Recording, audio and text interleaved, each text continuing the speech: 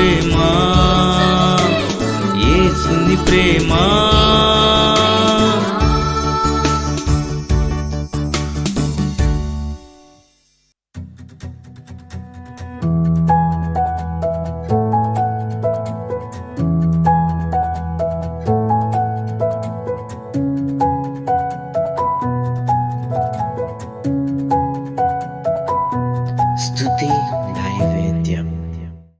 యోహాను రాసిన ప్రకటన గ్రంథము 1వ అధ్యాయము 10వ వచనం నుండి మనం చదువుకుందాం. ప్రభువు దినమందు ఆత్మవశుడునై ఉండగా బూరధ్వనింటి గొప్ప స్వరము నీవు చూచుచున్నది పుస్తకంలో రాసి Ephesus, Smyrna, Pergamum, Thyatira, Sardis, Philadelphia, Laodicea అను 7 సంఘములకు పంపమని చెప్పుట నా వెనుక వింటిని. ప్రార్థన చేసుకుందాం. మహాపరిశుద్ధుడైన మా తండ్రి, నీ ప్రియమైన స్వరాన్ని మాకు వినిపింపచే తండ్రి.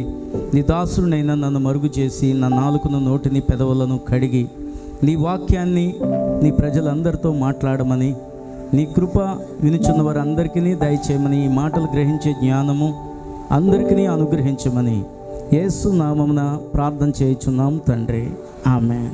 యోహాను అనే శిష్యునికి దేవుడు చాలా ప్రత్యేకమైన ప్రత్యక్షతలు చూపించాడు. అయితే యోహాన్ని ఈ ప్రకటన గ్రంథంలో ఉండే మర్మాలు, విషయాలు తెలియజెప్పడానికి చెప్పాలంటే ఈ లోకంలో అతడు బాగుగా సౌఖ్యంగా ఉండేటప్పుడు, ఏ శ్రమ లేనప్పుడు అవి చూపించలేదు. యోహాన్ని అతను చెప్తున్న సువార్తను విని చాలామంది పట్టుకొని అతన్ని ఏం చేశారంటే, ప్రభుత్వం వారు పద్మాస్ అనే లంకలో అతన్ని ఏం చేశారంటే బంధించారు. ఏ లంక అండి? పద్మాసు దీవి అండి. చుట్టువైపులా సముద్రం ఉండి మధ్యలో ఉండే భూభాగం ఉండేదాన్ని దీవి లేక లంక అంటారు. అలాంటి ప్రదేశంలో అతన్ని బంధించగా అక్కడ యోహాను భక్తుడు ఆత్మవశుడైనప్పుడు దేవుడు అతనికి ఈ యొక్క ప్రత్యక్షతలు చూపించాడు. దేవునికి స్తోత్రం. అందుకనే కష్టాల్లో, బాధల్లో దేవుడు మనకి ఏం కలగజేస్తాడు తెలుసండి? దేవుని దర్శనాన్ని ఏంటి, రాబోయే సంగతులను కూడా దేవుడు ఎప్పుడు చూపిస్తాడు? మనం సుఖంగా, హాయిగా ఏంటి చక్కగా పలావ్ తిని థమ్సప్ డ్రింక్ తాగి హాయిగా పడుకుంటే ఏ దర్శనం రాదు. కానీ బాధతో మూలుగుతూ ఏంటి ఏదైనా కష్టంలో ఉన్నామనుకోండి, అప్పుడే దేవుడు మనకి కనబడి మనకి సేద తీరుస్తాడు. అంతేకాదు భవిష్యత్తులో ఉండే సంగతులను కూడా దేవుడు తెలియజేస్తాడు. దేవునికి స్తోత్రం చెల్లిందాం. హల్లెలూయా. ఆనాడు భక్తులందరూ కూడా నిజంగానే శ్రమల గుండా వాళ్ళు ప్రయాణము చేశారు. అదే మనల్ని కానీ జైల్లో వేస్తే మనం ఏమైనా ప్రార్థన చేస్తామంటే, ఎవరు నన్ను విడిపిస్తారా, ఏ ఫెలోషిప్ వస్తుందా, లేకపోతే మన సంఘ సభ్యులు ఎవరు రాలేదో వీళ్ళని చూస్తూ ఉంటుంటాం. ఏంటి వచ్చిన వాళ్ళని పక్కన పెట్టేసి ఎవరిని చూస్తూ ఉంటుంటారు? ఎందుకు రాలేదని చూస్తారు?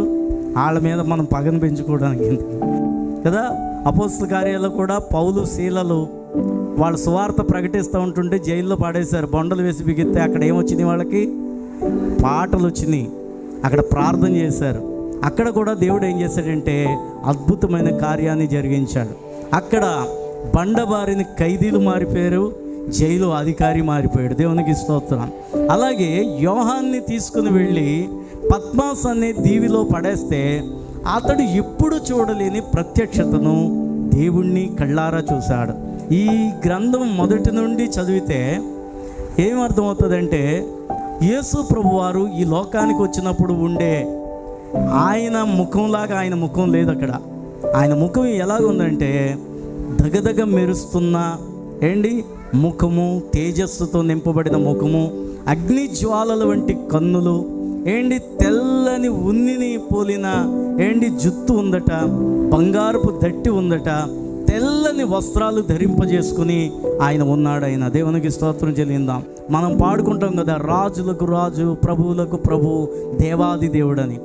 ఆ స్వారూప్యము పరలోక రాజ్యంలో యోహాను చూడగలిగాడు. ఆ తర్వాత ఒక సందేశాన్ని దేవుడు అతడికి చెప్పాడు. ఏంటి ఆ సందేశం అంటే, 7 సంఘాల పేర్లు చెప్పి 7 సంఘాలకు నువ్వు లేఖలు రాయి అని చెప్పి కొంత సందేశాన్ని అతనికి చూపించి యోహాను భక్తుడితో ఏమన్నాడంటే, ఆ మాటలు సంఘాలకి తెలియజెప్పమన్నాడు. ఆ సంగతులే ఈ ప్రకటన గ్రంథంలో ఉంటాయి. అందులో 7 సంఘాలు ఉన్నాయి. అంటే 7 అనే సంఖ్య చాలాసార్లు నేను చెప్తాను, దేనికి సాదృశ్యం? సంపూర్ణతకు. ఏంటి, మనము లెక్కగా 7 సంఘాలే ఉన్నాయా అని మనం చూసుకోకూడదు, లేకపోతే ఇందులో పేర్లు పెట్టిన సంఘాలనే మనం భావించకూడదు. కానీ ప్రపంచంలో ఉన్న అన్ని సంఘాలతో దేవుడు మాట్లాడుతూ అక్కడ ఏం రాశాడు అంటే, మొట్టమొదట చాలా ప్రత్యక్షలు తర్వాత కనబడతాయి.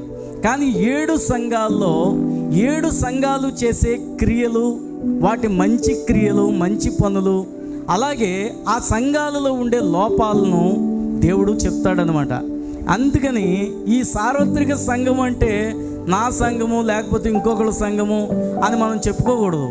ప్రపంచంలో ఉన్న అన్ని సంఘాలలో అందరి విశ్వాసులతో దేవుడు ఒకేసారి మాట్లాడుతూ ఏమంటున్నాడంటే, మీలో ఉండే మంచి క్రియలు ఏంటి, లేకపోతే చెడ్డ క్రియలు ఏంటి? మనం సంపూర్ణులమా అసంపూర్ణులమా? అందుకని పౌలు అదే మాట ఏంటంటే, మనం ఎవరూ సంపూర్ణులం కాదు, దేవుడు ఒక్కడే సంపూర్ణుడు. దేవునికి స్తోత్రం చెల్లిందా? అయితే మనమైతే సంపూర్ణతలోనికి మనం ఏమవ్వాలట? సాగిపోవాలి. ఈ బిడ్డలుగా మమ్మల్ని రక్తమిచ్చి కొనుక్కున్నావు ప్రభు. ఇక్కడ వరకు మమ్మల్ని కాచే దేవుడు, కాపాడే దేవుడు, ప్రతి విషయాన్ని చక్కగా గ్రహించి నీ మార్గంలో మేము చక్కగా నడిచే భాగ్యము మా అందరికీ నీ దయచేయండి. వాక్యాన్ని గ్రహించే జ్ఞానమును అనుగ్రహించి నాయన మమ్మల్ని నీ సంపూర్ణతలోనికి నడిపించిన యేసు నామమున ప్రార్థన చేయించున్నాం తండ్రి, ఆమేన్. ఈరోజు పుట్టినరోజు జరుపుకుంటున్న సహస్రాన్ని దేవుడు దీవించి మంచి ఆరోగ్యమును దేవుడు ఇచ్చునుగాక. చదువులోను అన్ని విషయాల్లో కూడా వర్ధిల్లేటట్లుగా దేవుడు ఆశీర్వదించునుగాక. God bless you. Happy birthday to you Sahasra.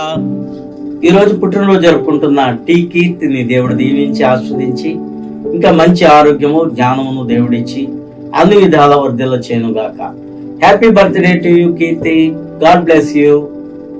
ఈరోజు రక్షణ పుట్టినరోజు జరుపుకుంటున్న నీలం రాజుని, అలాగే పెంకే లక్ష్మిని, అలాగే చేబోలు మరియమ్మను దేవుడు దీవించి ఆస్వాదించి వారి రక్షణలో ఇంకను జీవితాంతం కొనసాగి మంచి ఆరోగ్యమును మంచి అభిషేకమును దేవుడిచ్చి అన్ని విషయాల్లో వర్ధిల్ల చేయను గాక. God bless you.